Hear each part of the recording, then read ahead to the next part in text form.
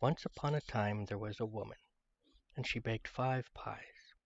And when they came out of the oven, they were that overbaked that the crusts were too hard to eat. So she says to her daughter, "Darter," she said, "put you them there pies on the shelf and leave 'em there a little and they'll come again." She meant, the crust would get soft. But the girl, she says to herself, "Well, if they'll come again, I'll eat 'em now." And she set to work and ate them all, first and last. Well, come supper time, the woman said, "Go you and get one of 'em pies off.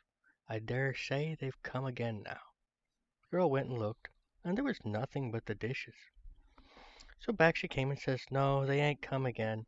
"Not one of 'em?" says the mother. "Not one of 'em," said she. "Well, come again or not come again," said the woman, "I'll have one for supper." "But you can't if they ain't come," said the girl. "But I can," says she. "Go you and bring the best of 'em." "Best or worst," says the girl, "I've ate 'em all, and you can't have one till they come again." Well, the woman she was done, and she looked at her spin into the door to spin, and span, and she sang, "My daughter ate five pies today. My daughter ate five pies today." The king was coming down the street, and he heard her sing, but what she sang he couldn't hear, so he stopped and said, "What was that you're singing, my good woman?" The woman was ashamed to let her hear that her daughter had been doing, so she sang instead of that, "My daughter spun five skeins today." My daughter had spun five skeins today. "Stars of mine," said the king, "I've never heard tell anyone could do that." Then he said, "Look you here, I want a wife, and I'll marry your daughter. But look you here," he says, 11 months out of the year she'll have all she likes to eat, and all the ground she likes to get, and all the company she likes to keep. But the last month of the year she'll have to spend 5 skeins every day, and if she don't, I'll kill her." "All right," says the woman, for the thought of what grand marriage was, and for the 5 skeins when that time came, there'd be plenty of ways of getting out of it. The likeliest he'd have forgotten all about it. Well, so they were married, and for 11 months the girl had all she liked to eat, and all the gowns she liked to get, and all the company she'd like to keep. But when the time was getting over, she began to think about the skeins and then to wonder if he had 'em in mind, but not one word did he say about 'em, and she thought he'd wholly forgot 'em. However, the last day of the month he takes her to a room where she'd never set eyes before. There was nothing in it but a spinning wheel and a stool, and he says, Here, my dear, here you go out shut the window with some victuals and some flax, and if you have spun 5 skeins by night, your head'll come off." And away he went about his business. Well, she was that frightened that she'd always been such a gatless girl, and she didn't know much about how to spin, and what was she to do tomorrow with no one to come nigh to help her. She sat down on a stool in the kitchen, and oh, how she cried. However, all of a sudden she heard a sort of knocking low down on the door. She upped and opened it, and what should she see? A small little black thing with a long tail that looked up at her right curious and said, "What are you crying for?" "That's what's that to you?" says she. "It's never you mind," that said. "But tell me, what are you crying for?" "That won't do me no good if I do," says she. "You don't know that," that said, and twirled his tail around. "Well," says she, "that won't do no harm if I don't do no good." And she upped and told about the pies and the skeins and everything. "This is what I'll do," says the little black thing. "I'll come to your window every morning, and I'll take the flax and bring it spun at night." "What's your pay?" says she. That looked out of the corner of its eye and said, "I'll give you 3 guesses every night to guess my name, and if you haven't guessed it before the month's up, you shall be mine." Well, she thought she'd be sure guess the name before the month was up. "All right," she says, "I agree." "All right," that says, and how he whirled its tail. The next day her husband took her to the room, and there was the flax and the day's food. "Now there's the flax," says he, "and if that ain't spun up this night, off goes your head." And then he went out and locked the door. He'd hardly gone when there was a knocking again the window. She upped and opened it, and sure enough was the little odd thing sitting on the ledge. "Where's the flax?" says he. "Here it be," says she, and she gave it to him.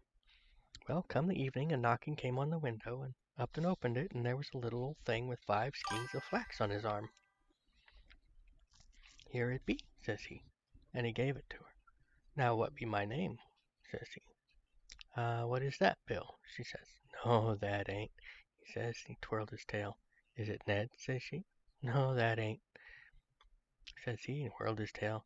"Well, maybe it's Mark," says she. "No, that ain't he," says he, and he twirled his tail harder, and away he flew.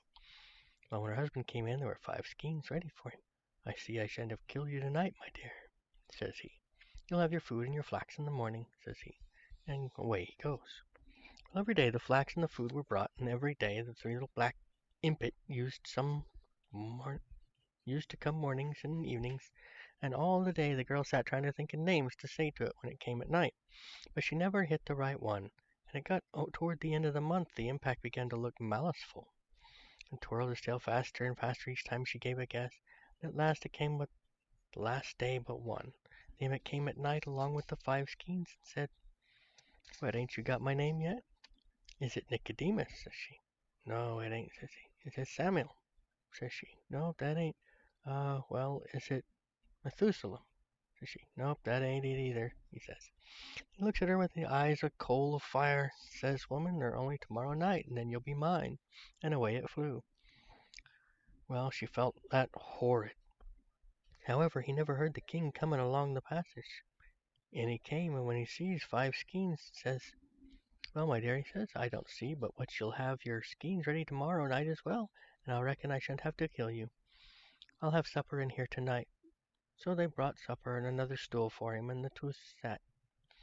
Well, he hadn't eaten but a mouthful or so when he stops and begins to laugh. "What is it?" says she.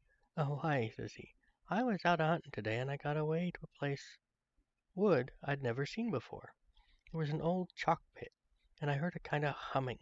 So I got off my hobby, and I went right to the quiet of the pit, and I looked down. Well, what should there but the funniest little black thing you should ever say eyes on.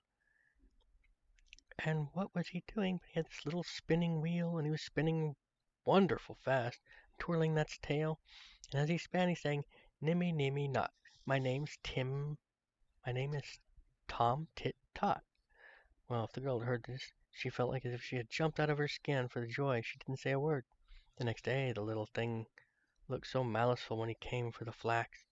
And at night she heard that knocking against the window pane. She opened the window, and on that night, on the ledge, that grinning from ear to ear, and oh, its tail was twirling around so fast. "What's my name?" that says, and gave her the skeins. "Is it Solomon?" she says, pretending to be afeard. "No, it ain't," that says, and comes faster into the room. "Well, is it Zebedee?" says she again. "No, that ain't," says the impet, and he laughed and twirled his tail till you couldn't hardly see it. "Take time, woman," that says. "Next guess and you're mine." And with that stretched out its black hands at her. Well, she backed a step or two, and she looked at it, and she laughed out loud, and she said, pointing her finger at it, "Nimmy, nimmy, not. Your name's Tom Tit Tot." Well, when that hurt her, it gave an awful shriek, and away it flew into the dark, and she never saw it any more.